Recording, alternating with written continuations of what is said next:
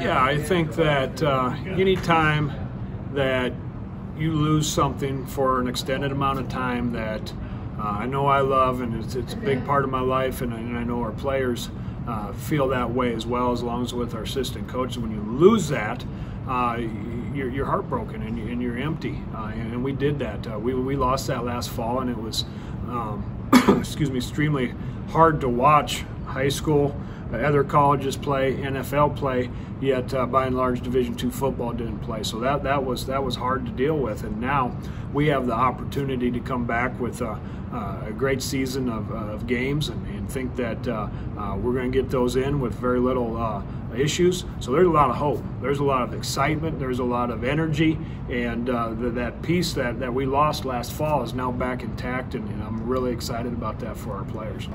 One thing about how the season started is, since we've had so many guys spend so much time with us, a lot of these newcomers, we have an unbelievable grasp of the playbook, top to bottom, all the way from me and my six-year senior counterparts to the rookies.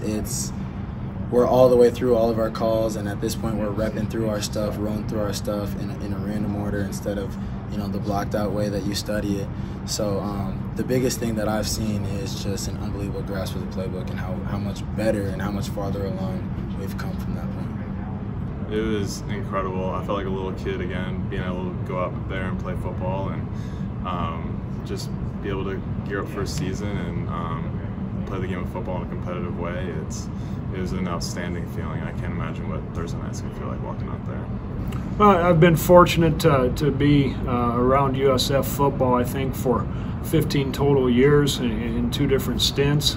First as an assistant coach, and then now as a head coach. So, and that's going back a ways. Some of the guys that I coached in my very first years here are turning 40 this year. So that puts things into perspective for me personally.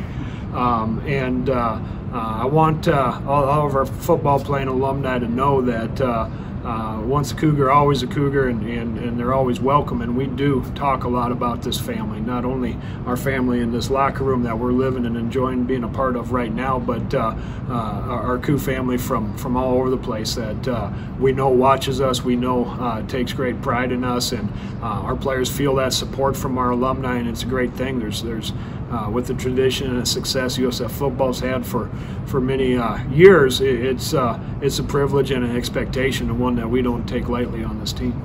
This family is special. This program values family overall, and we do a lot of things on purpose to make sure that we maintain this family, we maintain this culture. This culture survives over, it's been however many years, So the way that we mesh, we just hang out all together. We do everything together at this point during fall camp. So it's just day by day you get closer and closer and closer and closer, because you just talk, you hang out, you joke, you eat, you wrestle, you play ball. You just go through that cycle of getting to know someone even a little bit closer than you might want to. So the chemistry and the family aspect has been outstanding this year. Super close team, super close unit.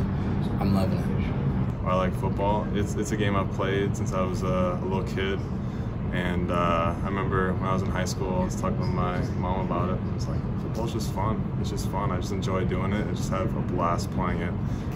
It's the ultimate team game. You have so many of your friends and teammates around you, relying on you, and you relying on them. It's just the best team sport in the world. Yeah, I think all those things. And I've talked to some of my friends and colleagues who missed this fall but played this spring, and even the challenges that last fall had for people that played last fall, and they all shared with me that it was emotional, and it caught them off guard and a little surprised from a personal coach standpoint, but also from a playing standpoint, and even getting used to the speed of the live football again. We practice, we scrimmage, we do those things, but against an opponent, that speed is different, and we got to be able to control those emotions. I think recognize them, harness them, and use them to our advantage, but then be getting back to playing good football right out the gate. And adapting to the speed that we got to adapt to, and being able to do that quick. And as time goes through this fall camp, as we get closer to kickoff for our first game, we'll be addressing those things and talking about those things, so we're not surprised by them as some of my colleagues were.